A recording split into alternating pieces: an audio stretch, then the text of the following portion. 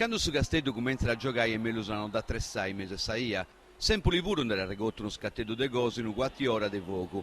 Eppure su Castellani sardo non niente mai vinto in Serie A, campo malaito che gustotta e usa avvicinao. A pusti di mezz'ora è arrivato su gol de Sau, costo da risrevio sa boccia e su sto carone de Ronara ha fatto guardo fotti se non si dava i vigai e se sti gira come una coicedda, vocivoni sa boccia in tessarrezza. Su Castello non si frima e a velar con una boccia prima, devora sul luogo dei penalitari, ci mollora a stoccare a giro, chi va di cara a cara a sta tressa e accabarà intro. I scasteddai sono i besenti di ogni luogo e i giocatori di Sempoli non scinti come ti tu soffri mai.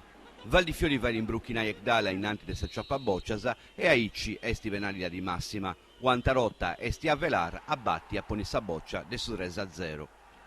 Non manca a suo tempo solo fare un altro gol.